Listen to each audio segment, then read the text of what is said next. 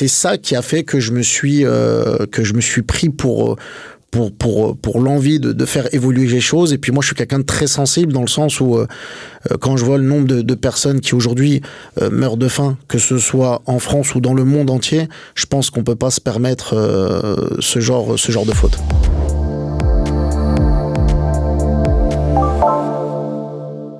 Bonjour à toutes et à tous, soyez les bienvenus dans Chronique d'experts, un podcast produit par Open Media que vous pouvez retrouver sur Forbes.fr, YouTube, ainsi que toutes les plateformes de podcast telles qu'Apple Podcast, Spotify, Deezer ou encore Amazon Music.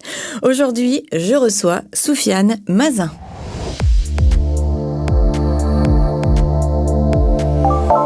Bonjour Soufiane. Bonjour. Je suis ravie de vous accueillir. Pareillement, je suis très content. Un rayon de soleil vient d'arriver dans notre studio, c'est Soufiane. Merci. Soufiane, est-ce que vous pouvez me parler de SophoQuality ?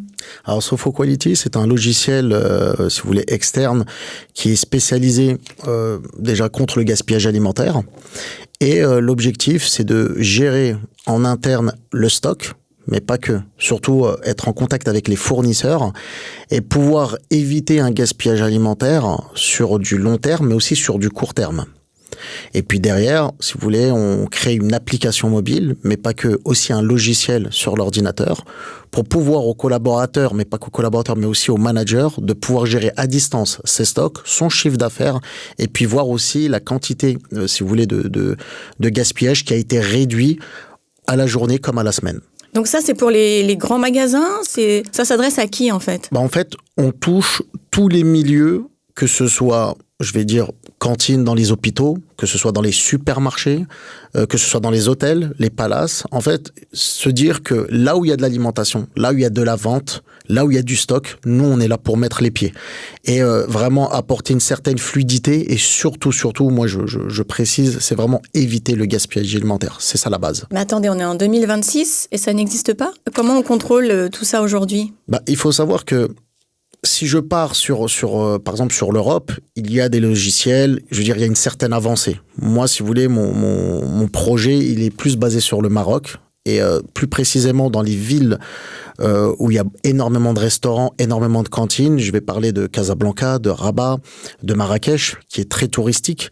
Et si vous voulez, vous allez rigoler, mais pendant cette période-là, en ce moment, c'est le Ramadan. Et pendant cette période-là, il y a énormément de gaspillage alimentaire. Ça peut paraître bizarre parce que c'est un mois où, au contraire, c'est là où il faut éviter le gaspillage. En fait, on a énormément de gaspillage parce que les gens consomment trop, mais pas que. Les palaces où ils font des buffets, forcément, ils font des grosses quantités et ça part énormément à la poubelle. Et je vous cache pas que moi, j'ai une très grosse sensibilité pour l'environnement et surtout pour le gaspillage alimentaire sur lequel je pouvais pas laisser passer ça. Et mon expérience personnelle m'a permis et m'a surtout orienté dans la vision de vouloir créer un logiciel et puis surtout de donner à chacun, en fin de compte, la solution d'éviter cette problématique. Mais alors actuellement, comment ça se passe ? Donc vous l'avez dit, il y a certains logiciels qui existent, mais il y a du gaspillage. Pourquoi ? Parce qu'on commande trop, parce que quand on fait l'inventaire, ça prend du temps, on commande pas ce qu'il faut. Quel est le problème de base ? Pour être simpliste à ce niveau-là, c'est que déjà, il y a, je pense réellement un manque de conscience sur déjà l'environnement. Ça veut dire que les gens, quand ils font énormément de plats ou en grosse quantité, ils ne se rendent pas compte que déjà, premièrement, il va y avoir du gaspillage et puis ils disent, il y a des gens qui vont prendre et tout ça. Malheureusement, ça ne se passe pas comme ça. Je vais vous prendre par exemple le cas d'un palace. Ils ont, avec le tourisme, ils vont avoir énormément de gens. Le truc, c'est que ce qui se passe, c'est que les chefs cuistots, les cuisiniers ou même les managers, ils disent, pour pas qu'on se retrouve en perte ou même pour pas qu'on se retrouve avec un manque énorme de nourriture, on va commander, on va faire un peu du surstock, mais malheureusement, ils ne regardent pas forcément les DLC. Et les DLC, c'est la base. Et je dis pas la DLUO, qui est très différente de la DLC, où là, on est vraiment sur, par exemple, je vous donne le cas qui est arrivé à un de mes collaborateurs, une palette de lait, qui devait partir d'un entrepôt à un palace. Et ce qui s'est passé, c'est que quand l'entrepôt l'a envoyé, le palace l'a pris en compte, mais n'a pas pris en compte la DLC, en sachant que la DLC, elle était de 2 mois ou 3 mois. Vous pouvez réexpliquer la différence, DLC, etc., redire ce que c'est? Alors, la DLC, c'est la date limite de consommation. Ça veut dire que vous avez en fait un produit, Par exemple, le lait. Alors, le lait, c'est pas le meilleur cas parce que comme c'est des bouteilles de lait en briques, ça peut durer 6 mois. Mais par exemple, je sais pas, moi, je vais vous donner, on va dire, de la burrata ou de la crème fraîche. Ça a une DLC très courte qui va durer, je sais pas, peut-être 3 semaines, un mois. Les gens, quand ils reçoivent la marchandise, ils marquent la quantité, mais ils marquent pas la date. Ça veut dire à quelle date ça va périmer. Ce qui peut paraître fou, mais vraiment, que ce soit dans n'importe quelle entreprise, pour eux, ils se disent, bon, au pire des cas, on va, quoi qu'il en soit, ça va s'écouler. Et malheureusement, ça ne s'écoule pas. Donc, ça veut dire qu'on peut se retrouver avec 20 kilos, 30 ou 60 kilos de crème fraîche ou de crème d'Isigny ou ce que vous voulez. Quoi qu'il en soit, déjà, les produits laitiers ou les fromages et les produits laitiers sont des produits très sensibles au même titre que la viande. Et donc, quand on fait, par exemple, vous savez, comment on appelle ça, pas un surstock, mais un inventaire. Sur l'inventaire, en fait, on remarque que, en fait, on a de la crème, mais le problème, c'est qu'elle est périmée depuis 1 mois. Et donc, qu'est-ce qu'on fait de ce produit-là? Alors, premièrement, c'est une perte financière, et puis ensuite, on le met à la poubelle. Et donc, c'est des choses qui arrivent. Alors, moi, je donne le cas, encore une fois, du Maroc, parce que, voilà, c'est un pays que je connais très bien, mais ça arrive aussi en France. Moi, à l'époque, quand je travaillais à Rungis, et que j'étais responsable d'exploitation, pour le coup, dans les produits laitiers, on avait aussi ce problème-là, parce que même en ayant toujours un coup d'avance que ce soit sur les produits, que ce soit sur la qualité des produits, si on n'a pas des collaborateurs, quand je dis des collaborateurs, c'est-à-dire des préparateurs de commandes ou des managers qui vont vérifier les DLC, les produits vont quand même à la poubelle, malheureusement. Alors, j'ai pas mal de questions. La première, c'est que ça dépend aussi du stockage. J'imagine que si on met une palette d'eau ou de lait en plein soleil, elle va pas durer très longtemps. Je suis complètement d'accord, mais après, une palette de lait, elle doit être en règle générale dans une température qui doit être à pas plus de 20 degrés ou 10 degrés. Ensuite, ce qui se passe aussi, c'est qu'elle doit être, en général, elle doit être vraiment à ras du sol. Pourquoi? Pour qu'on ait toujours un œil pour savoir, parce qu'en règle générale, c'est des produits qui partent vite. Mais comme je le dis, ce qui se passe, c'est que quand les gens, ils achètent en gros en pensant qu'ils vont écouler la semaine d'après, qu'est-ce qu'on fait? Ils font l'erreur de prendre une palette et de la mettre directement sur un rack et de le filmer avec du film noir. Ils l'oublient, on sait même plus ce qu'il y a dedans. C'est ça. Et c'est un gros problème. Et ça, je l'ai pas vu qu'en France par rapport à mon expérience. Je l'ai aussi vu au Maroc quand des fois je rencontrais des gens ou je travaillais avec des gens et je leur posais des questions sur savoir comment ils géraient leur stock. Et c'est vrai que c'est un peu au doigt mouillé. Et ça, je pense que c'est une grosse problématique. C'est pas normal de nos jours. Non, et cette fameuse DLC, je sais que c'est une obligation légale. Est-ce que on est vraiment au jour près, nous, consommateurs, on peut continuer à consommer normalement. Vous n'avez plus le droit de vendre, mais nous, on peut consommer ou pas? Alors, je vais vous donner par exemple le cas des yaourts, mais là je parle vraiment à titre personnel. Le yaourt, même si par exemple la DLC elle a dépassé 1 semaine, 2 semaines, vous pouvez manger. Il n'y a pas réellement de cas. Pourquoi on met une DLC? C'est simplement pour mettre une date et pour alarmer les gens en leur disant écoutez, à partir de cette date-là, vous pouvez plus le manger. Et au contraire, c'est aussi pour si vous voulez, les marques, pour se dédouaner. Parce que si demain une personne elle tombe malade et qu'on n'a pas mis de DLC, qu'on a dit vous pouvez le manger même dans 6 mois, que la personne elle tombe malade. Sur la partie juridique, je pense que ça va coincer réellement. Et c'est pour ça que, encore une fois, en France, il y a quand même une grande avancée. On peut pas le nier. Moi, ayant travaillé plus de 20 ans dans, si vous voulez, dans ce métier, que ce soit dans les fruits, dans les légumes et dans les produits laitiers, au Maroc, il y a encore du travail. Il faut apporter encore ces outils de travail, de perception des choses pour que les gens puissent comprendre que, en fait, moi je le dis tout le temps, c'est une éducation. En fait, on éduque des gens. C'est ça. Vous voulez faire évoluer les mentalités. C'est tout un travail, de génération, de prise de conscience. Vous l'avez dit, vous avez travaillé à Rungis, vous avez été directeur de supermarché. Vous avez été confronté, vous, directement à ce gaspillage alimentaire. C'est cela. Et c'est de là que je suppose que vous est venue cette idée? C'est complètement ça. Quand j'étais à l'époque directeur d'un supermarché dont je donnerai pas le nom, en fait, si vous voulez, en fin de journée ou même des fois en milieu de journée, en fait, on scanne les produits qui vont périmer demain. Donc, en fait, des fois, 2 jours avant, on met, vous savez, un petit moins 30%. Donc, c'est bien. Moi, je trouve que c'est une très bonne idée. Ça permet d'écouler vite les stocks. Mais ce qui se passe aussi, c'est que des fois, ça ne se vend pas. Ça peut être de la salade, ça peut être des tomates, ça peut être de la viande. Et donc, ce qui se passe, c'est que, on enlève les 30%. On le met à la poubelle, on le scanne, on le met dans le caddie, on le scanne. Nous, ça rentre dans une base de données et au fur et à mesure qu'on rentre chaque produit, ça permet de nous positionner sur combien on a mis en termes financiers et en termes de kilos à la poubelle. Et donc, en fait, ce qui m'a le plus choqué, c'est que ce soit des périodes vides, ça aussi c'est le pire quand vous avez dans un supermarché, c'est vide, bah forcément les produits, ils ne partent pas, donc ça va à la poubelle. Et je me suis retrouvé avec 4, 5, 6 caddies qui vont à la poubelle. Alors, il faut savoir une chose, il y a 2 problématiques. Soit on a fait trop de commandes, ça peut être à cause de ça. Soit on a fait des commandes, mais on n'a pas regardé les DLC, on n'a pas été ou en fait même on n'a pas fait le bon facing, parce qu'il faut savoir une chose. Quand moi à l'époque quand je travaillais dans un supermarché, quand je recevais la marchandise, j'allais directement dans le magasin, je faisais du facing, je regardais les produits qui manquaient et si vous voulez je swiftais. Des fois, les gens, ils ont pas le temps parce que, des fois, on a énormément de clients. Et donc, ce qui se passe, c'est que le stock, il reste dans la réserve. Et des fois, on se rend pas compte. Et puis, surtout, il n'y a pas la communication entre l'équipe du matin et l'équipe de l'après-midi. L'équipe du matin qui va dire à son équipe, écoutez, les gars, on a oublié de faire du facing, on a oublié de sortir de la marchandise de la réserve et pour la mettre en magasin. Donc, en fait, si vous voulez, il n'y a pas ce travail d'équipe. Pourtant, on le fait, mais encore une fois, la volonté de chacun, elle n'est pas donnée à tout le monde. Et donc, c'est ça qui a fait que je me suis pris pour l'envie de faire évoluer les choses. Et puis moi, je suis quelqu'un de très sensible dans le sens où, quand je vois le nombre de personnes qui aujourd'hui meurent de faim, que ce soit en France ou dans le monde entier, je pense qu'on peut pas se permettre ce genre de faute. Mais vous savez, moi, je vais dans des grands magasins qui ont 2 étages, 3 étages, et je m'arrête et je me dis, mais mon Dieu, qu'est-ce que je fais là ?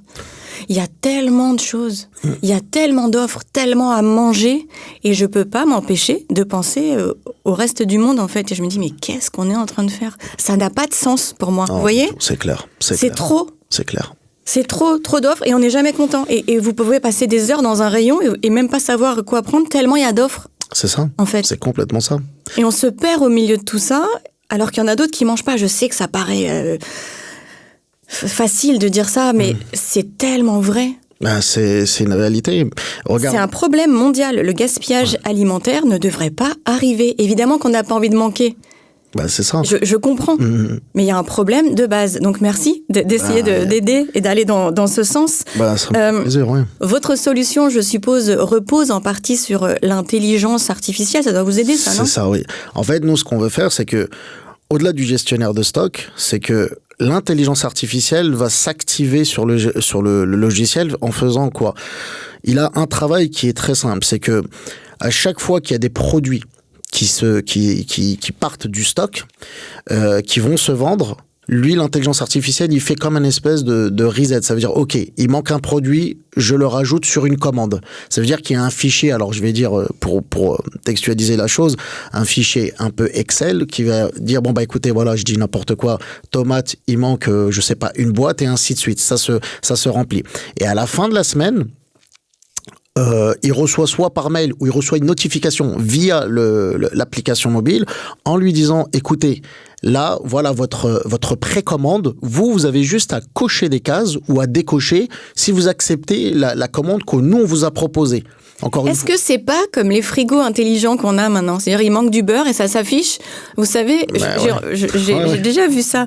Vous avez plus de beurre, ça s'affiche et on peut appuyer ou non pour commander ce qui nous manque dans le frigo. C'est un peu ça à grande échelle, voilà. Et j'imagine avec les DLC, etc., pour savoir exactement où on en est. Voilà, c'est ça. Et surtout une chose, voilà, la DLC, elle est directement marquée. Ça veut dire que quand il fait une commande, la DLC, elle est inscrite. Quand il reçoit la commande, la DLC, elle est inscrite. Et 3 jours avant, ou 4 jours avant, même s'il le faut, ça dépend encore une fois des dates, en fait, il reçoit une notification et un mail. Ça veut dire qu'on veut vraiment lui faire une espèce de prévention en lui disant, écoute, dans 3 jours, ce produit-là, il va périmer. Donc, soit je te conseille de l'utiliser rapidement, soit malheureusement, il ira à la poubelle. Ça veut dire vraiment, j'ai ce sentiment que je veux faire évoluer la personne qui va demain gérer un business ou même qui va gérer demain un hôtel et qu'il n'ait pas ce problème-là. Vous voulez faciliter les choses, que ce soit clair, que ce soit rentré dans un ordinateur et qu'il n'y ait plus à aller chercher une palette ou aller avec le film, etc. C'est complètement la retrouver. Vous avez aussi imaginé une initiative proche de ce que fait Too Good To Go, pour ne pas les citer, mais adaptée au Maroc. Pourquoi ? En fait, pour être franc avec vous, c'est qu'à une époque, je voulais faire un concept too good to go au Maroc, mais encore une fois, les mentalités n'ont pas encore cette sensibilité, encore une fois, de l'environnement. Donc, quand j'ai vu qu'en faisant du B2C, ça allait pas toucher mes futurs clients, je me suis dit plutôt m'orienter sur du B2B. Et en faisant du B2B, je me dis, là, il y a un marché porteur. J'entends et je comprends. Pour ceux qui ne connaissent pas Too Good To Go, c'est justement quand les DLC arrivent à la fin, on baisse le prix, on fait un package et on donne pour 10 ou 15 euros un sac plein de nourriture et on ne sait pas ce qu'il y a dedans. C'est cela. Et ça vaut le coup. Ouais, ça vaut le coup. Ça vaut le coup, je l'ai fait. Ouais, je l'ai fait plusieurs fois. Bon, parfois, je me suis retrouvée avec des trucs que je mangeais pas, comme un gros boudin. Je me suis dit, bon, je l'ai donné à mes voisins, on l'a utilisé. C'est toujours bon à prendre. Aujourd'hui, vous travaillez encore sur le fameux business plan de Sofo Quality. C'est vrai. Quand on lance un projet technologique comme celui-ci, quels sont les obstacles les plus difficiles? Sur quoi vous travaillez aujourd'hui et de quoi vous avez besoin concrètement?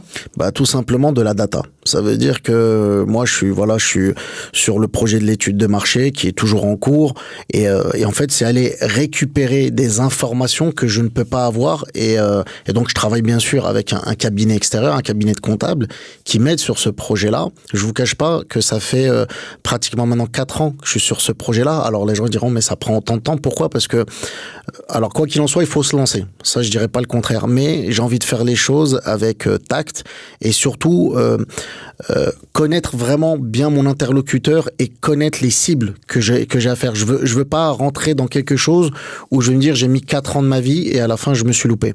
C'est pour ça que ça prend du temps, il faut avoir de l'information, il faut rencontrer des gens. Moi, j'aime beaucoup parler avec les gens, discuter, que ce soit, comme je vous avais dit, dans les cantines, les responsables, les managers, les directeurs d'hôtel et comprendre. Et avec le peu de rétention d'informations que j'ai pu avoir, en fait, ils ont été très intéressés, ils ont été touchés par la cause et par l'envie de faire évoluer ce projet. Mais voilà, comme vous l'avez dit, c'est entre guillemets en cours et j'espère que d'ici fin 2026, on pourra pour le coup lancer ce projet-là. Il faut des investisseurs aussi ou...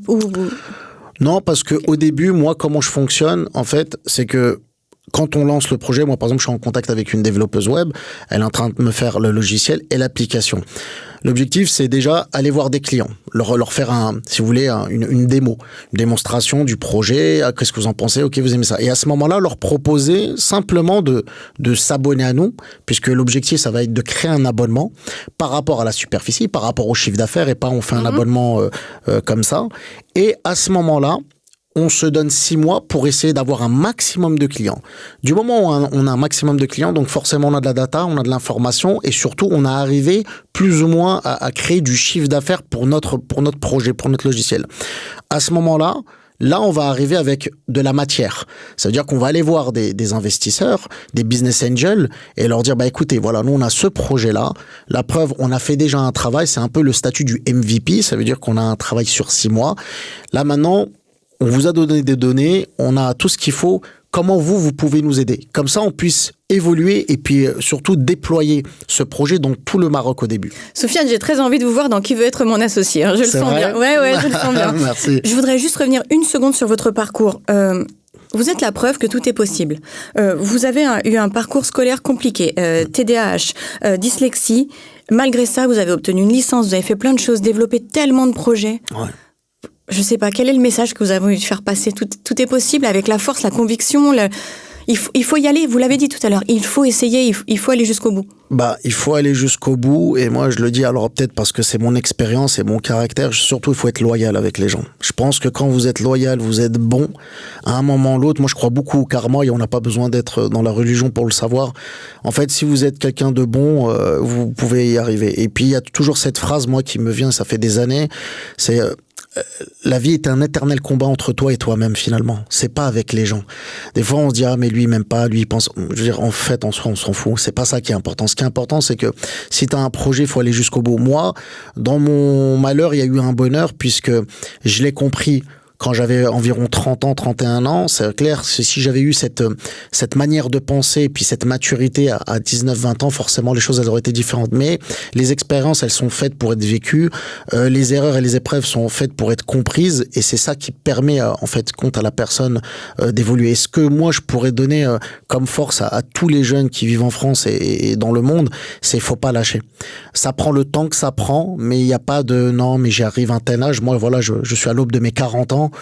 Je veux dire, je suis capable encore de bouffer 10, 20 ans parce que, en fait, j'ai besoin de laisser ma pierre à l'édifice. Vraiment apporter, ma pierre à l'édifice, aller de l'avant et faire des choses qui ont du sens. C'est surtout ça pour moi. Je vous rejoins. Chaque jour, essayer d'être une meilleure version de soi-même que la veille. C'est cela. Merci beaucoup. Merci Soufiane. Merci. J'espère que ce podcast vous aura inspiré et je vous dis à très vite sur Forbes.fr.